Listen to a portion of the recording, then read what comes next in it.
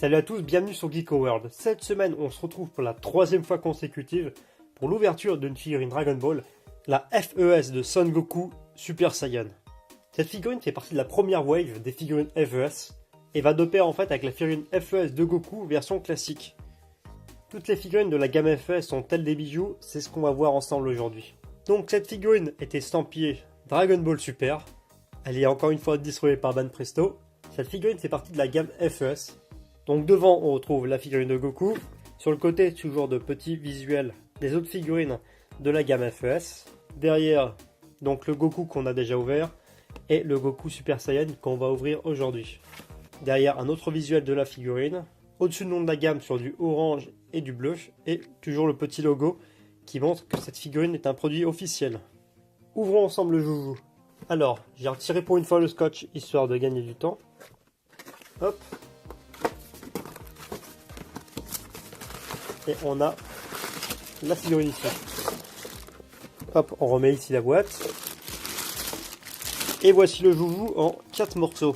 Le socle, la barre de support pour maintenir la figurine, les jambes et le corps de Goku. On commence avec le corps.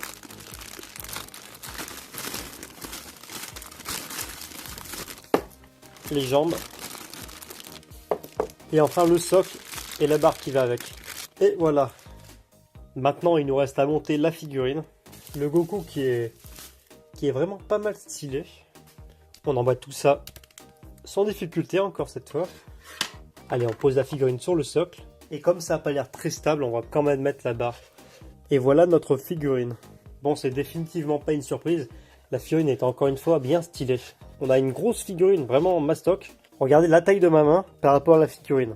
On va s'attarder un peu plus sur le sculpte. Je pense qu'on le voit rapidement à la caméra, mais on a de jolis dégradés de jaune, de orange et un peu de noir. Vous savez que je suis très fan des dégradés sur les figurines.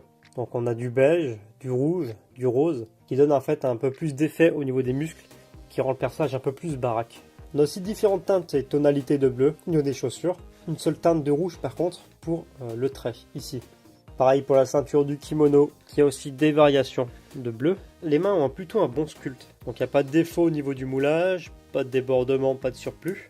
C'est plutôt du bon boulot. Le seul truc qui me met un peu moins d'accord qu'avec la figurine de Goku, la première FES qu'on a déjà ouverte, c'est la tête. Cette tête de Goku me convient pas forcément. Premièrement, les cheveux. Les cheveux sont très bien rendus, mais par contre, ils sont pas de couleur jaune, ils sont plus un peu couleur dorée, sans pour autant briller, c'est un peu bizarre. On a les cheveux d'une seule tonalité, mais avec quelques petites paillettes. Et le visage, un peu trop de couleur rose.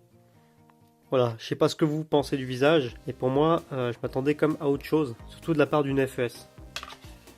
Pour la taille du joujou, on est quand même sur du, allez, sans le socle, on est à presque 23 cm, ce qui est vraiment une grosse figurine. Avec le socle inclus, on arrive à 24 voire 25 cm.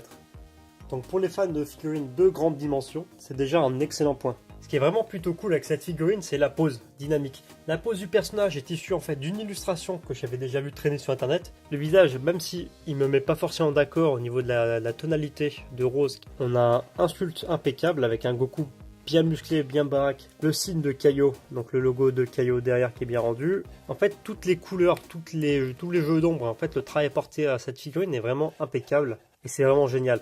Pour moi, ce qui fait vraiment tâche, encore une fois, sur cette figurine, c'est vraiment les cheveux et le côté un peu trop rosé du visage. Sincèrement, sur les cheveux, on nous aurait foutu la même couleur de jaune que sur les Grandistar Resolution of Soldier. Là, j'aurais été d'accord. La figurine est vraiment très classe, très belle, vraiment bien rendue et assez dynamique. Malheureusement, je n'accroche pas, principalement à cause des cheveux et du rendu un peu trop rosé de la figurine. La figurine a été achetée en import sur le site de Rakuten, qui est en fait une vaste marketplace japonaise, et au prix de 15 €. Voilà, c'est tout pour cette vidéo, j'espère qu'elle vous a plu. Si c'est le cas, n'hésitez pas à liker la vidéo, la partager et la commenter. C'est toujours bon pour le référencement. Et sur ce, je vous dis à bientôt pour une prochaine vidéo.